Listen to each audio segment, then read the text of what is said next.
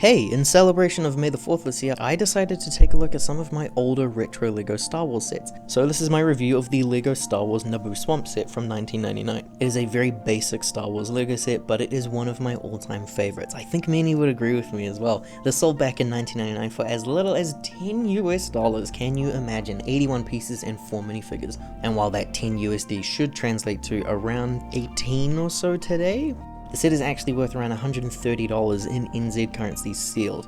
For the US, I think it's around 50 bucks sealed. In NZ, second hand, it's 50 bucks. So I paid around $30 for this a couple of years ago, which isn't too bad actually. The overview here is a very easy breezy one. We have Jar Binks and Qui Gon Jin. They're probably the more appealing things to get in this. They are your proper minifigures, and then we also have 2 battle droids as well as 2 STAPs for the droids to fly around in, and a nice swamp display. Qui Gon Jin is one of my all-time favorite LEGO minifigures, this exact one especially. I think he was like my first proper LEGO minifigure that I got when I was a kid. I love the yellow flesh tone that's used and the specialized hair mold that is still used today. It's rarely used for anyone outside of him, but that weird bulge part has always kind of stuck out to me. I love the Jedi robes that were frequently used by me to make my misc Jedi characters as a kid. Just a really great default look for random Jedi characters. And he features that old lightsaber hilt and blade. The hilt is a chrome design which was eventually phased out because they chipped a lot of the time. I do have a couple of these at home that are very beaten up and worn out, and the lightsaber is that lighter tone of green which was also phased out. And he has that old style hard cape that allows for some posability, but it's pretty rough around the edges. Actually, it's very rough around the edges. Jar Binks makes for a pretty great looking scary minifigure. That head mold is obviously very unique to him, but amazingly enough, that head mold has never changed right out the gate. They've just nailed this design. What has changed in modern times are some of those prints. He does have eyes in the future, but for now he's quite bare. His torso is also pretty funny for only featuring a shirt on his front, nowhere else on his body, and the torso piece itself is the same tone as his face, so I can't help but looking at him and imagine that he's like Mo wearing that tux. Nothing else much to say really. I've always liked Jar Binks, fight me.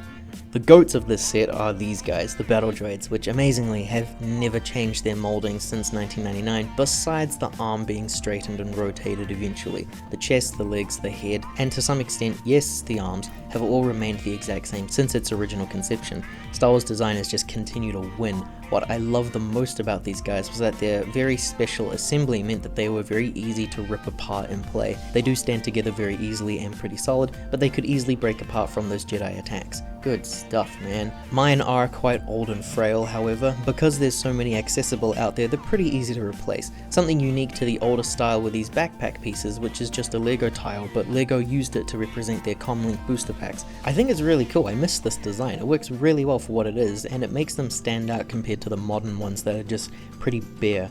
Rightio, STAPs and Swamp. We'll start off with these little speeders. I didn't realize how much these had changed over the years because these little scooters have appeared in a couple of sets throughout the years, but through different build methods. But we're focusing on this design now, which is unique enough because they changed it almost immediately. The next release wasn't until 2007 in the Droid Battle Pack, but it did look different, and then for the Clone Wars sets they changed it once more, and they just continued to stick with that design for a bit. You gotta be very careful with these things, they can snap any second. That brittle brown color, man, I'm glad that they moved past that. They have some handles for these guys to hold on to, and the clear pieces that are used to simulate their flight, which I've always thought looked really cool.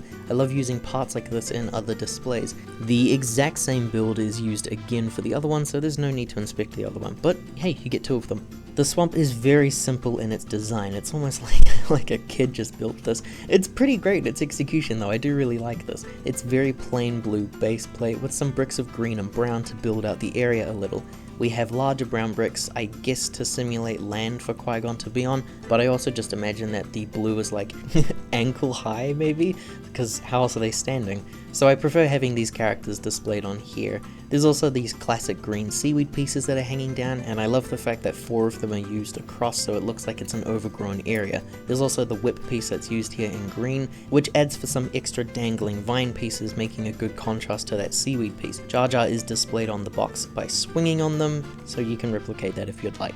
Tragically, I do not have any box shots to show you because my second-hand listing did not include the box, but I do have the instructions. The classic Star Wars instructions were themed, which I love so much, and the instructions also show off an alternate build where Jar Jar has gone completely mad with power. Here he is behind the wheel, and he's forced those droids into becoming engines for his little speeder. It's just as Darth Jar Jar would have intended. If you enjoyed this retro review, liking and subscribing helps to support the channel. Stick around for some more retro reviews, and as always, take care.